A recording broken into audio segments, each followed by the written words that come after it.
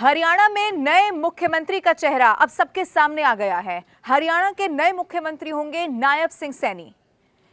नायब सिंह सैनी जो कि ओबीसी समुदाय से ताल्लुक रखते हैं, और जैसे ही ये नाम सबके सामने आया, हर किसी के मन में सिर्फ यही सवाल था कि आखिर जाट बाहुल हरियाणा, जहां पर हमेशा से ही जातिगत फैक्टर को साधते हुए सीएम के चेहरे का ऐलान किया गया, तो फिर आखिर भारतीय जनता पार्टी ने ऐसे समय में जब लोकसभा चुनाव बेहद करीब है, कुछ ही दिनों में आचार संहिता लागू होने वाली है, तो फिर इतना बड़ा दाव आखिर ओबीसी समुदाय पर क्यों खेला है। और 2024 लोकसभा चुनाव के साथ साथ 24 में ही हरियाणा में विधानसभा का भी चुनाव होना है। इस ऐलान के बाद ये जो बदलती हुई तस्वीर हरियाणा की दिखाई दी है, कैसे लोकसभा और विधानसभा का चुनाव भी प्रभावित होने वाला है, इन सब के लिए आज आपको ये जान लेना होगा कि नायब सिंह सैनी है कौन और क्यों ऐसे मुश्किल वक्त में बीजेपी ने विश्वास जताया है नायब सिंह सैनी पर। उनकी कहानी या फिर कहें सियासी सफर कैसे शुरू होता है, वो मैं आपको बताती हूँ।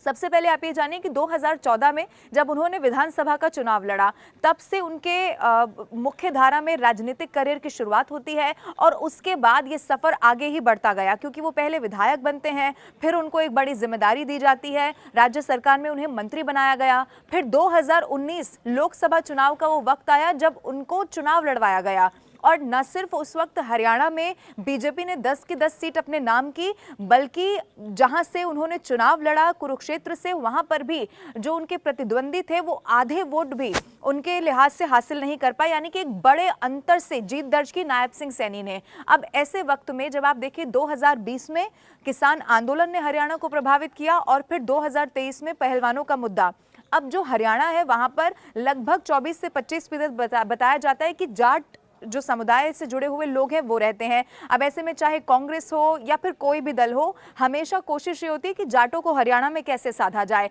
लेकिन ये भी सच है कि जाट समुदाय वहां पर जेजेपी, बीजेपी, कांग्रेस, इन तमाम दलों में बटा हुआ है। अब ऐसे में ओबीसी पर दाव लगाने का मतलब ये भी है, 2023 से बीजेपी की ये जो रणनीति थी वो वहां पर देखने को मिलती है। जब ये नाम सुर्खियों में आया, ओम प्रकाश धनखड़ की जगह जब उनका कार्यकाल प्रदेश अध्यक्ष के तौर पर खत्म हुआ, तब उनकी जगह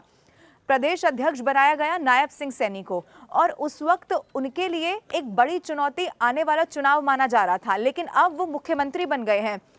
तो इस लिहाज से आप समझिए, अगर नायब सिंह सैनी समुदाय की अगर मैं वहां पर बात करूं, तो लगभग 8 से 9% सैनी जाति से जुड़े हुए लोग रहते हैं। अब बीजेपी की रणनीति यहां से ये है कि जाटलैंड, चूंकि देखिए जेजेपी से जब गठबंधन हुआ तो वहां पे डेप्यूटी सीएम वही चेहरा थे, तो अब जब जेजेपी से बीजेपी का गठबंधन टूट गया है, तो बीजेपी की कोशिश ये है कि कांग्रेस जो ओबीसी समुदाय का मुद्दा बार बार उठा रही है, इसको लेकर जबरदस्त वहां पर प्रदर्शन हुए हैं, बार बार जनगणना की मांग हो रही है, और ओबीसी समुदाय की राजनीति को लेकर खास तौर पर कांग्रेस बहुत हमलावर है मौजूदा सरकार यानी कि भारतीय जनता पार्टी पर। अब ऐसे वक्त में उस ओबीसी समुदाय को अपने पाले में करने के लिए, क्योंकि ये बात तो तय है, वो सीटें चाहे वो करनाल हो, कुरुक्षेत्र हो, जहां पर जाटों का प्रभाव माना जाता है, वहां पर भी बीजेपी ने सारी सीटें जीती हैं। 10 की 10 सीट बीजेपी ने अपने नाम की हैं। अब मैं आपको यह भी बता दूं कि अगर आपको लग रहा है कि जेजेपी से गठबंधन किया तो जेजेपी ने कुछ मदद की, अगर लोकसभा चुनाव के आप नतीजे देखेंगे तो 10 की 10 सीट बीजेपी ने अपने बूते वहां पर जीती हैं, यानी कि जेजेपी से गठबंधन करने के बाद भी उनका जो आंकड़ा है वो शून्य रहा, जेजेपी एक भी सीट हासिल नहीं कर पाई। तो इस चुनाव के रिजल्ट से ये तो साफ है कि जाटों में वैसे ही बहुत स्ट्रॉन्ग पोजीशन में बीजेपी है, लेकिन ये ओबीसी वाला मुद्दा बीजेपी को अब इस लोकसभा चुनाव में, जो एंटी इनकम्बेंसी जिसे कहा जाता है, इस वक्त बहुत बुरी तरह से माना जा रहा है, वहां पर सरकार जूझ रही है। तो अब ऐसे वक्त में ओबीसी पर दाव लगाने का मतलब यह है कि 8 से 9% जो सैनी जाति है या फिर समूचा ओबीसी समुदाय, जो कई सारी ऐसी सीट्स है 4 से 5 बताई जाती हैं जहां पर सीधा सीधा प्रभाव डालता है, वहां पर अब बीजेपी अपने आप को मजबूत करने में है। लेकिन मैं आपको यह भी बता दूं कि एक बहुत बड़ी चुनौती भी इस वक्त ये है नायब सिंह सैनी के लिए, क्योंकि अब बहुत जल्द लोकसभा चुनाव की तारीखों का ऐलान हो जाएगा, आचार संहिता लग जाएगी, यानी कि अब अभी तक जो मनोहर लाल खट्टर हैं वो मुख्यमंत्री के तौर पर यहां पर रहे। अब ऐसे में इतना बड़ा बदलाव इतनी शॉर्ट टर्म में कर देना, ये क्या बीजेपी के लिए फायदेमंद होगा या बीजेपी किस रणनीति के साथ आगे बढ़ रही है, तो चुनाव के रिजल्ट ही बताएंगे। लेकिन मैं आपको यह भी बता दूं, अगर आपके मन में अब सवाल यह भी है कि मनोहर लाल खट्टर अब आगे आने वाले समय में उनका भविष्य यहां से क्या दिखता है, तो वो भी मैं आपको बताती हूं।